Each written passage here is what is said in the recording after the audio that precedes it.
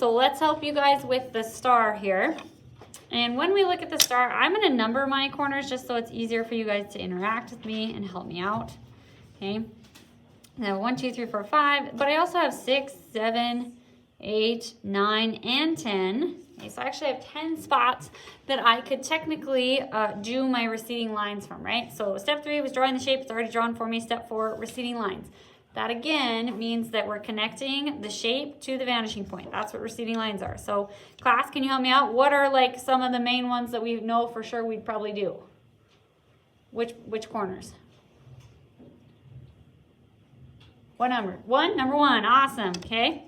So let's do number 1. What's another one that we would probably do? 2, very good. Let's do corner number 2. How about what's another one? Okay. 6, okay, we can do that one, yep, because that one does not immediately enter the shape, right? Okay, what's another easy one that we could probably do? 3, very good. And how about another one? What could be maybe our last one? 5, okay, so let's do number 5.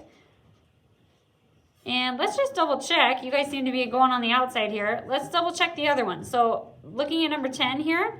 Okay, number 10 I can't because it immediately goes through the shape, right? Number 9 I can't because it goes immediately through the shape. Same thing with number 4 and number 8 and number 7. Okay, so it looks like I'm done then going through and finding all of my receding lines. So now let's talk about parallel lines. Okay. So this is the concept again that we're kind of copy and pasting whatever's happening at the front of the shape to the back of the shape, right? So class, let's look at this panel back here. Okay. Help me out by telling me which number from what number to what number, that line, what line am I copy and pasting? From what number to what number?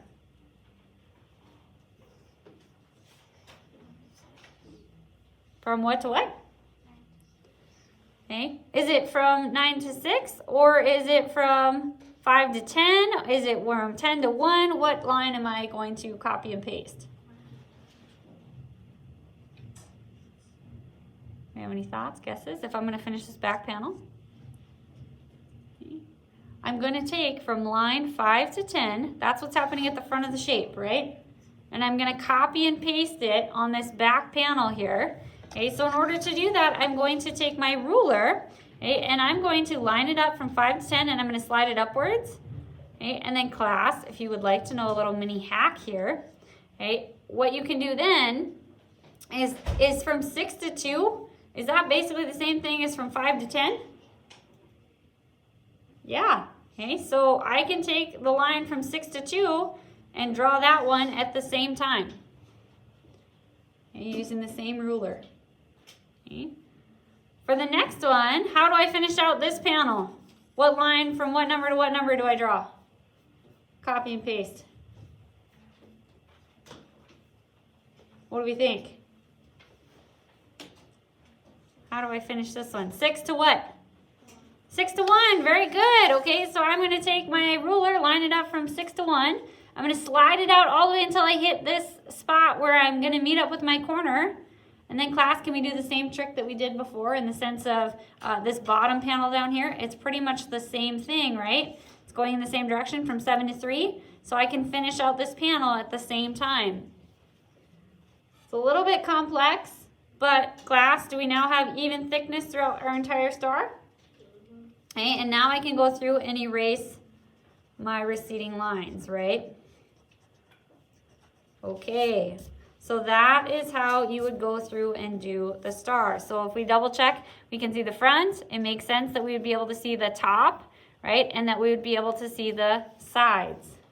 Okay? It's basically just a very complex box, right? But that makes sense. That's generally what we would see in 1-point perspective if it was off to the side like that. Okay, the rest of them are for you to do on your own for your grade. Okay, but now let's move on to doing 2-point perspective.